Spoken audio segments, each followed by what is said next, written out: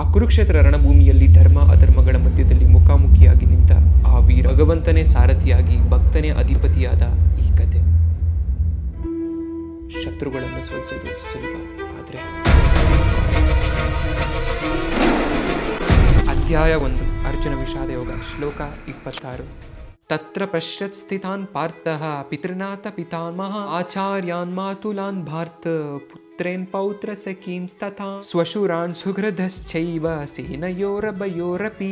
ರಥದ ಹಗ್ಗ ಹಿಡಿದವ್ರು ಯಾರು? ಸ್ವಯಂ ಶ್ರೀಕೃಷ್ಣ ಪರಮಾತ್ಮ. ಅರ್ಜುನ ನೋಡ್ತಿರೋದು ಶತ್ರುಗಳನ್ನಲ್ಲ, ಬಂಧುಗಳನ್ನ. ಎದುರಾಳಿಯಾಗಿ ನಿಂತವನು ಪಿತಾಮಹ ಭೀಷ್ಮ, ತನ್ನನ್ನು ಬೆಳೆಸಿದ ಮಹಾವೀರ ಗುರು ದ್ರೋಣಾಚಾರ್ಯ, ಬಾಣಗಳನ್ನು ಹಿಡಿಯಲು ಕಲಿಸಿಕೊಟ್ಟ ಆ ಆಚಾರ್ಯ. ಅಲ್ಲಿ ದುರ್ಯೋಧನ, ಬಾಲ್ಯದ ಸ್ನೇಹಿತ, ಇಂದು ವಿರೋಧಿಯಾಗಿ ನಿಂತ ದುರ್ಯೋಧನ. ಇದು ಯುದ್ಧವಲ್ಲ, ಸಂಬಂಧಗಳ ಸಂಘರ್ಷ. ಅರ್ಜುನನ ಒಂದು ನಿರ್ಧಾರ ಇಡೀ ಇತಿಹಾಸನೇ ಬದಲಾಯಿಸಬಹುದು ಅಂತ ಅಂದ್ರೆ, inside Arjuna the warrior wasn't born, a legend was unleashed. Arjuna ಹೇಳೋ ಹಾಗೆ ಕೃಷ್ಣ ಮೌನವಾಗಿ ರಥವನ್ನ ನಿಲ್ಲಿಸ್ತಾನೆ. ಖಡ್ಗಗಳು ಮಿಣುಗುತ್ತಿದೆ, ಶಂಖಗಳು ಮೊಳುಗುತ್ತಿದೆ, ಸೈನ್ಯಗಳು ಗರ್ಜಿಸುತ್ತಿದೆ. ಯುದ್ಧ ಶುರುವಾಗಿಲ್ಲ, ಆದ್ರೆ ಅವನ ಒಳಗಿನ ಸಂಹಾರ ಸಿಡಿದೋಗಿದೆ. ಆದ್ರೆ ಅರ್ಜುನನ ಕೈಯಲ್ಲಿದ್ದ ಗಾಂಡೀವ ಭಾರವಾಗಿದೆ. ರಕ್ತದ ಸಂಹಾರ ಹೊರಗೆ ಕಾಯ್ತಿದೆ, ಧರ್ಮದ ಸಂಹಾರ ಒಳಗೆ ಹೊತ್ತಿದೆ. ಈ ಕ್ಷಣದಲ್ಲಿ he stood like a warrior but trembled like a humanity exposed. ಇತಿಹಾಸ ಬರೆಯಕ್ಕೆ ಅವನು ರೆಡಿ ಆಗಿದ್ದಾನೆ, ಆದ್ರೆ ಮೊದಲು ಅವನೇ ಜೀವಿಸಬೇಕಾಗಿದೆ.